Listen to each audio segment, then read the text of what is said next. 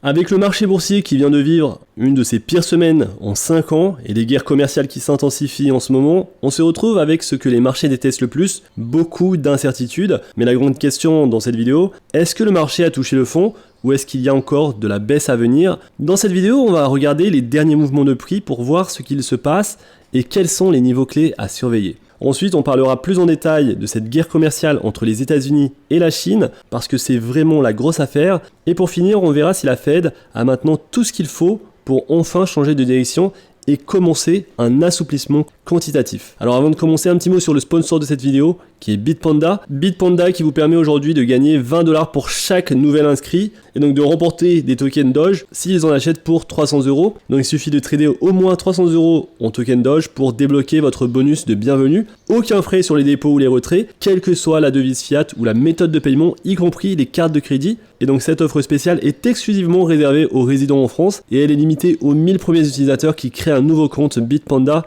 et trade au moins 300€ en Doge pendant la durée de l'offre. Donc je vous mettrai tous les liens en description pour vous inscrire sur la plateforme Bitpanda. Alors comme vous le savez, c'est le sponsor de cette vidéo et également une plateforme de trading de confiance dans laquelle vous allez pouvoir faire du trading mais également du staking et beaucoup d'autres choses avec vos crypto-monnaies pour ainsi générer des revenus passifs, mais surtout avoir le contrôle de vos investissements. On est sur une plateforme qui est régulée, sécurisée et fiable, et on y retrouve des crypto-monnaies, mais pas que. On a également des actions, des ETF, des matières premières, des indices crypto, dans lesquels on va pouvoir venir investir automatiquement dans l'ensemble du marché des crypto-monnaies, mais aussi on a l'investissement dans les métaux. Et donc on peut diversifier nos investissements, tout cela dans une seule plateforme d'investissement qui est Bitpanda. Donc je vous mettrai tous les liens en description pour vous inscrire à la plateforme, réclamer votre bonus en token Doge et investir dans de bonnes crypto-monnaies, car comme vous le savez, lorsque le marché corrige fortement, c'est à ces niveaux qu'il est préférable d'investir ou alors de faire du dollar cost averaging plutôt que lorsque nous sommes sur un bull run ou alors dans un marché en totale euphorie. Aujourd'hui on le voit sur le Fear and Greed Index, on est sur un marché où il y a de la peur et c'est à ces moments-là où il est intéressant d'investir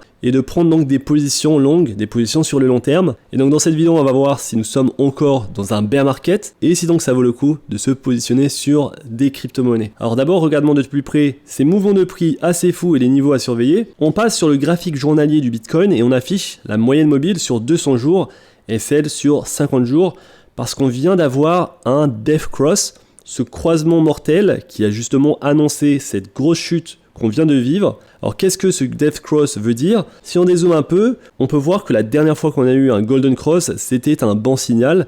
Il y a une petite hausse, une chute, mais ensuite ça a prédit une grosse montée. Quand on regarde le dernier Death Cross, il est arrivé ici, il y avait déjà une grosse vente avant, mais ce croisement a signalé le bas de court terme. Et donc juste avant ce croisement, c'était en fait le point bas local après une longue consolidation latérale. Et donc la tendance pourrait bien s'être inversée et repartir à la hausse, mais donc si l'histoire se répète, ce Death Cross aura indiqué le fond, ça risque d'être encore mouvementé avant une vraie hausse, mais ça semble assez positif. Alors maintenant, si on enlève ces indicateurs, la dernière grande montée suivie d'une consolidation latérale, c'était le sommet juste ici, et donc la cassure, ça devient un niveau super fort, et tu remarques qu'on est presque exactement revenu toucher cette ligne. Les 73 000$, on les a atteints, et on a rebondi depuis. D'un point de vue analyse technique, ça pourrait aussi signaler que c'était le fond, et donc les choses ont l'air plutôt bonnes ici. Mais pour moi, tout dépend vraiment de ce qu'il va se passer avec la guerre commerciale avec la Chine. Le résultat va vraiment déterminer si on repart vers de nouveaux sommets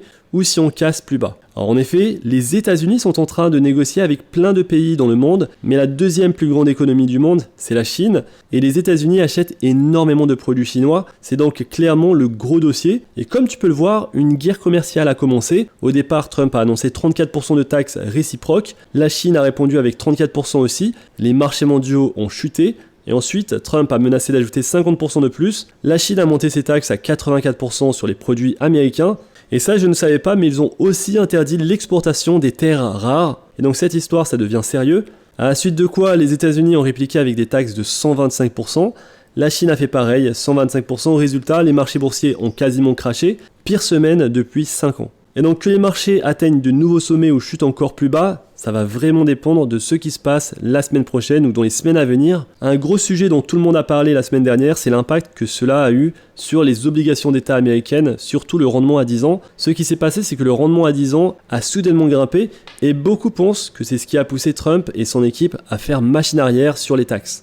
Alors pourquoi un rendement à 10 ans qui grimpe, c'est une mauvaise chose ? Eh bien, un rendement à 10 ans qui monte fait grimper les coûts d'emprunt, ce qui ralentit la croissance. Ça fait augmenter les taux hypothécaires, le coût des dettes des entreprises et les frais d'emprunt du gouvernement. Et donc ça touche tout le monde, les ménages, les entreprises et l'État. Et donc avec un rendement à 10 ans, on assiste à une triple claque. Ça réduit la consommation, ça peut signaler de l'inflation et forcer une politique monétaire plus stricte, ce qui augmente le risque de récession. Et c'est pour ça donc qu'un rendement qui explose, c'est pas bon. Et donc la semaine prochaine et les semaines à venir, c'est ce qu'il va se passer avec ce rendement, ça va être super important. Alors on a ici un graphe qui est très intéressant qui montre la dominance de l'Ethereum. L'Ether a été saigné à blanc ces derniers temps, et en fait la dernière fois que ça s'est produit pendant le cycle, il avait touché le fond ici, et c'est à ce moment-là que le QT, le resserrement quantitatif, s'est arrêté, et là on est à peu près revenu au même niveau. Et donc pour moi ça montre qu'on est très proche du moment où la Fed pourrait enfin pivoter et arrêter le QT. Et c'est exactement ce qu'il faut pour que le marché des altcoins explose sur l'année à venir. Le président de la Fed a d'ailleurs dit récemment qu'il était prêt à intervenir pour stabiliser les marchés si nécessaire. Et donc en coulisses, il se passe quelque chose de très excitant. Il semblerait proche de la fin du cycle de resserrement, mais au final, on est encore dans beaucoup d'incertitudes. Alors si on regarde les projections mondiales, le M2, la masse monétaire, pour les mois à venir, ça montre aussi que le fond a probablement été atteint. Et c'est sûrement à cause du choc que subissent les marchés partout dans le monde, entre la Chine et les US. Ils vont probablement devoir relancer la machine. Alors les projections de M2 disent que ça va monter. Et si c'est le cas, cela suggère que les marchés vont également s'envoler, mais probablement le graphique le plus marquant du jour, c'est encore celui sur la dominance de l'Ethereum. Ethereum a été totalement écrasé, mais l'Ethereum reste le roi des altcoins, et il est vraiment proche d'un retour. Avec tout ce qui se passe en ce moment, on est très proche d'un retournement de la Fed, sauf si Trump nous sort une nouvelle escalade folle sur les taxes, il y a de grandes chances que le fond soit atteint. Avec le marché boursier dans sa pire semaine depuis 5 ans, on assiste en ce moment à de potentielles opportunités d'achat incroyables. Mais la grande question, est-ce que le fond est atteint maintenant ? Dans des moments comme celui-ci, je me rappelle toujours de cette citation célèbre de Warren Buffett. À court terme, le marché boursier c'est comme un casino, mais à long terme, c'est une machine à faire croître la richesse. Et donc à court terme, impossible de savoir à 100%, c'est trop volatile. Si les US et la Chine trouvent un accord, les marchés vont exploser. Mais si la guerre commerciale continue, on pourrait encore chuter. La bonne nouvelle, c'est qu'on est vraiment très proche du moment où la Fed va intervenir et commencer le QE.